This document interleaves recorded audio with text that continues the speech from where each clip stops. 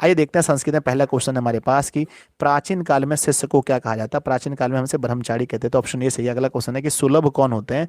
तो बच्चों प्रिय बोलने वाले यानी कि अच्छा बोलने वाले लोग हमेशा सुलभ होते हैं। संस्कृत अच्छा बोलने वाले लोग हमेशा होते हैं, तो प्रियवादी, सतत प्रियवादी हमेशा सुलभ होते हैं। अगला आता है बच्चों की नीति श्लोका पाठ में परम श्रेय किसे कहा गया। तो परम श्रेय बच्चों किसे कहा, जल्दी बताओ। तो धर्म को परम श्रेय है ना। नीति श्लोका पाठ में परम श्रेय किसे कहा गया है। तो नीति श्लोका पाठ में परम श्रेय बच्चों किसे कहा गया। तो कहते हैं गुरुजी परम श्रेय कहा गया किसे, धर्म को। अगला क्वेश्चन आपके सामने आता है कि है ना कर्मवीर कथा पाठ में किसकी कथा है। राम प्रवेश राम की कथा है। नेक्स्ट क्वेश्चन आता है कर्मवीर कथा किस प्राणी की कथा है। यह बच्चों लघु कथा है। अगला क्वेश्चन आता है कि धर्म की रक्षा किससे होती है। धर्म की रक्षा सत्य से होती है। नेक्स्ट आता है बच्चों विदुर नीति किस ग्रंथ का अवशेष है ना, अंश है। तो ये महाभारत का है। अगला आता है हमारा अंतिम शिक्षा। अंतिम शिक्षा संस्कार का नाम बताइए। अंतिम शिक्षा संस्कार को कहते हैं बच्चों समावर्तनम। नेक्स्ट आता है कि प्राचीन संस्कृति की पहचान किससे होती है। प्राचीन संस्कृति की पहचान बच्चों हमारे संस्कारों से होती हैं। अगला आता है सत्य का मुंह किस पात्र से ढका है। स्वर्णमय पात्र से। नेक्स्ट आता है भीखन टोला देखने कौन आया था। भीखन टोला देखने के लिए बच्चों कौन आए थे, अध्यापक आए थे। अगला क्वेश्चन आता है कि बालक किसकी शैली से आकृष्ट हो गया, शिक्षक की शैली से।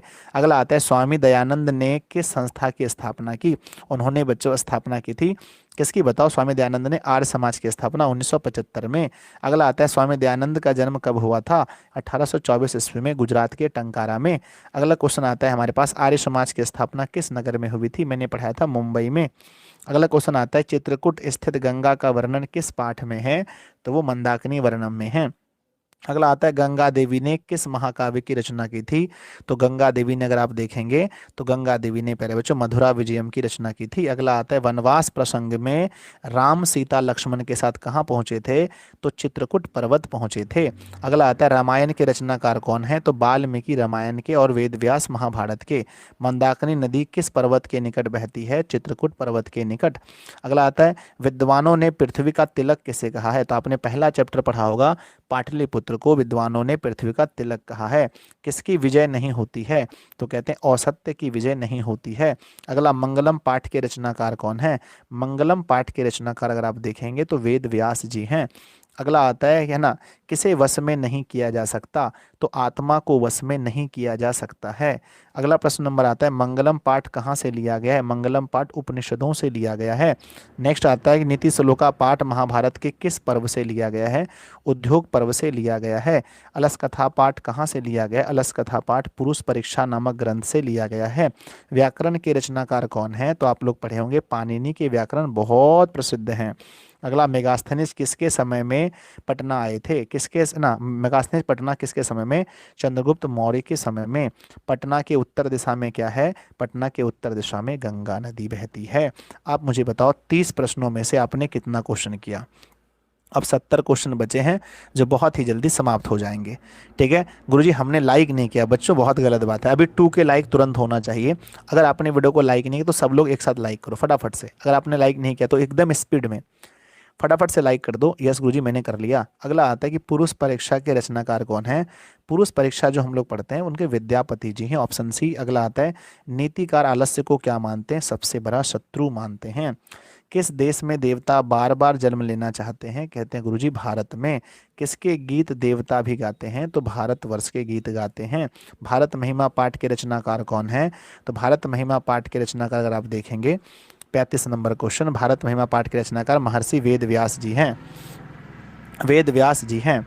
अगला क्वेश्चन आता है हमारा कि भारत महिमा पाठ का द्वितीय श्लोक कहाँ से लिया गया है, तो दूसरा श्लोक बच्चों लिया गया भागवत पुराण से, पहला लिया गया विष्णु पुराण से। अगला आता है कोडपि तथा धार्मिको नास्ति, कोई धार्मिक पुरुष नहीं है ऐसा किसने कहा था, बच्चों ऐसा कहने वाले तीसरे पुरुष थे।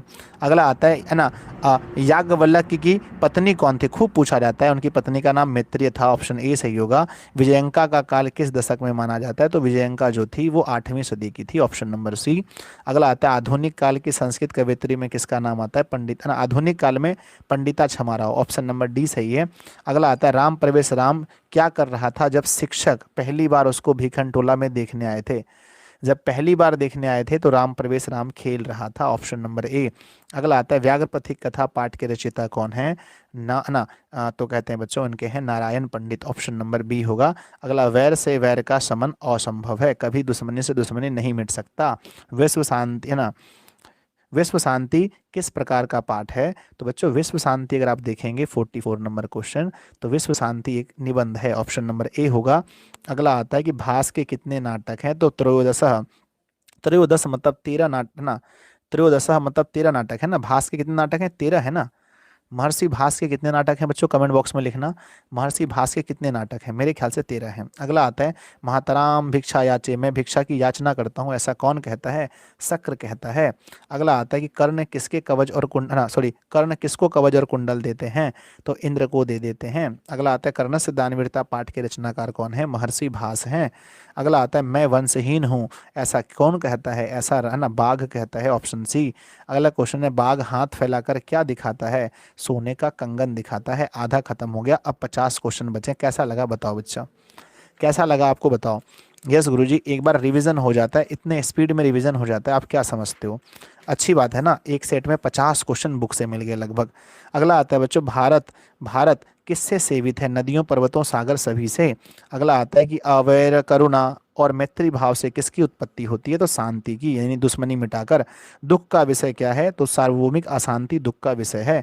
अगला आता है औज और ई से क्या बनता है? तो ए बनता है, ऑप्शन सी। बहुत बार पूछा है विद्या जोर ऐका से क्या बनेगा? विद्या, विद्या जोर ऐका से 55 नंबर क्वेश्चन बच्चों, विद्या और जोर ऐका से क्या बनेगा? तो विद्या और जोर ऐका से विद्या का बनेगा। यहाँ पर आयकार छूट गया, आयकार बच्चों, विद्या जोर ऐका से विद्या का बनेगा। सॉरी सॉरी सॉरी मिस्टेक है यहाँ पर, विद्या का ऐसे होता है बच्चों, डबल टिक की फिर आकार, विद्या का, ऑप्शन नंबर ए। अगला क्वेश्चन है कि मनोजह, क्या लिखा है? मनोजह, मनः, मनः और जोर जह करने से हो जाएगा मनोजह, ऑप्शन नंबर बी सही है ना। ऑप्शन नंबर बी, 56 का ऑप्शन नंबर बी देखिए। चलो बढ़ जाए आगे।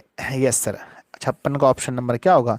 बी सही होगा। अगला क्वेश्चन आता है औज और हर्षऊ से क्या बनता है? तो औज और हर्षऊ से आपका ओ बन जाता है, ऑप्शन नंबर आपका बी सही होगा। नेक्स्ट क्वेश्चन है बच्चों न्याय दर्शन के प्रवर्तक महर्षि गौतम है, मैंने कई बार पढ़ाया है।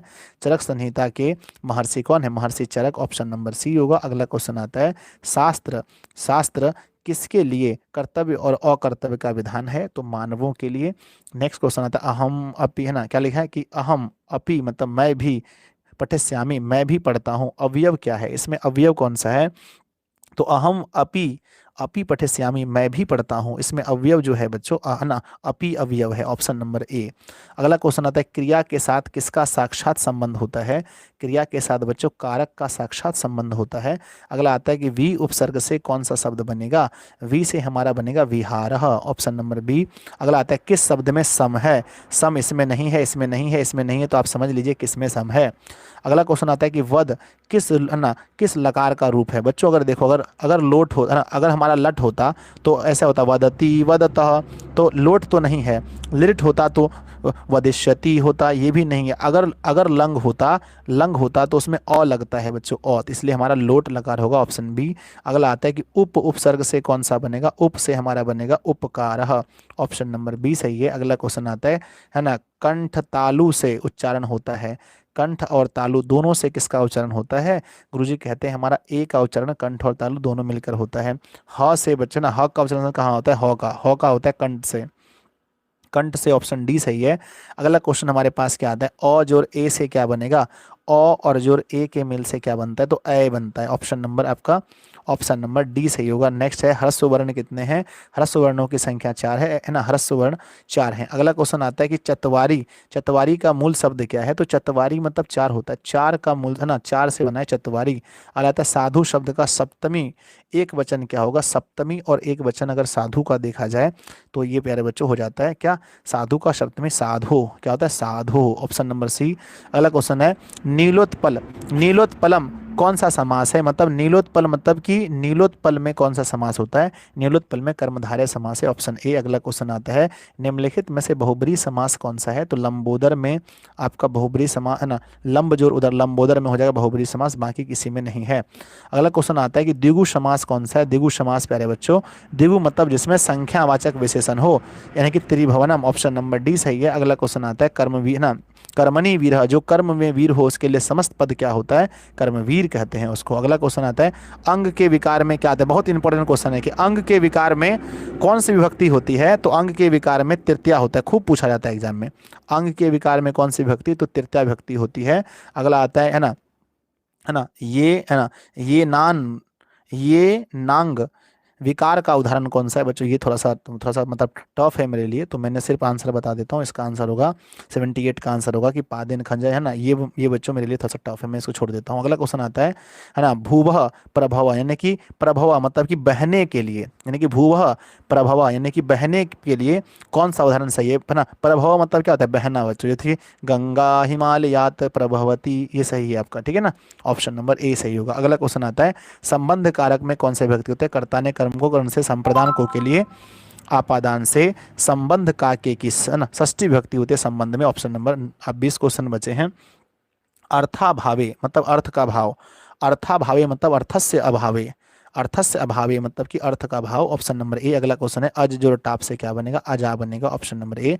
अगला क्वेश्चन आता है पुत्रवती में कौन सा है, तो पुत्रवती देखेंगे 83 नंबर क्वेश्चन, तो पुत्रवती में आप पाएंगे कि गीप प्रत्यय है, ऑप्शन नंबर ए। अगला क्वेश्चन आता है ना तयोरेकः, तयोरेकः में कौन सा बनेगा, तो तयोरेकः बनेगा तयोः जोर एकः, तयोः जोर एकः, ऑप्शन नंबर बी। अगला क्वेश्चन आता है ना शोभनियम, ये तो आप आसानी से बता देंगे, शोभनियम में कौन सा पद बनेगा, है ना, शोभनियम पद किससे बनेगा, तो शोभनियम पद तो शोभ जोर अनियर प्रत्यय जुड़ेगा तब ना नियम आएगा, अनियर प्रत्यय में होगा।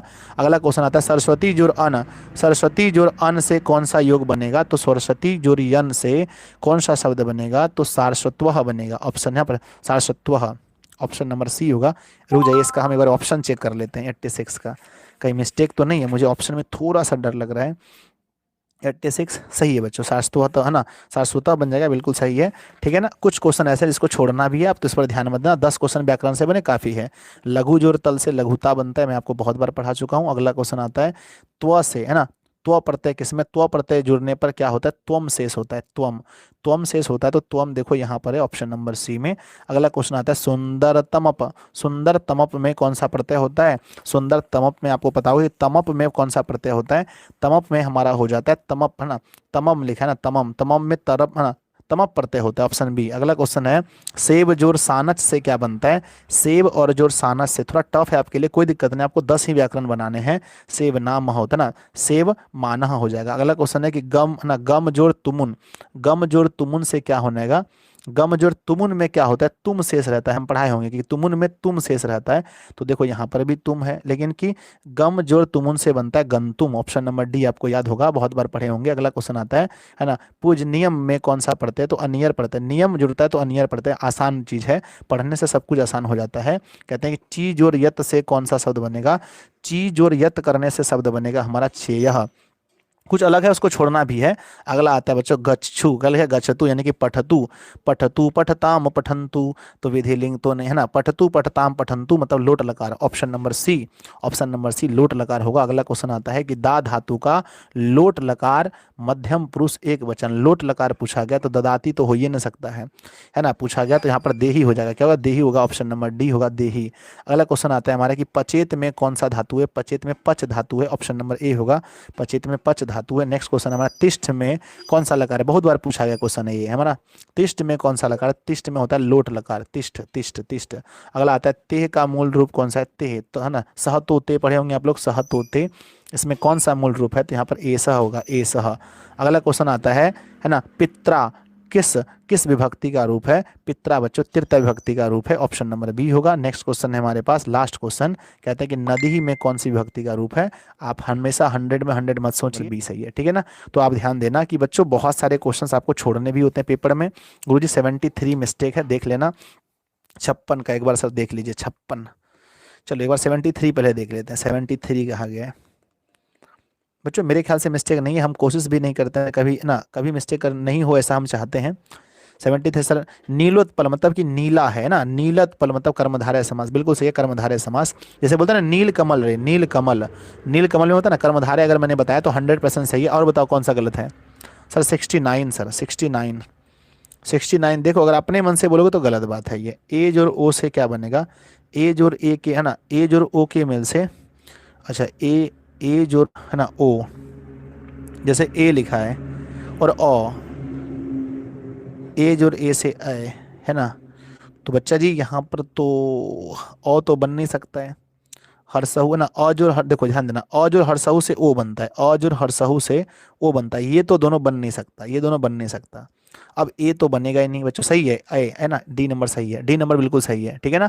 चलो बच्चों, ठीक है, लव यू बच्चों, ठीक है ना। हम उम्मीद करते हैं आपको बहुत बेहतर लगा। अगर कहीं पर मिस्टेक हुआ है, अगर कहीं मिस्टेक हुआ है तो आपको अगर लगता है मिस्टेक, तो बच्चों अलग बात है, लेकिन मेरे ख्याल से कहीं मिस्टेक नहीं हुआ होगा। अगर कहीं का तो हो सकता है मानवीय भूल बच्चों, हो सकता है, क्योंकि हम लोग भी दिन भर, सर साइंस में 69 नंबर गलत है, 69 नंबर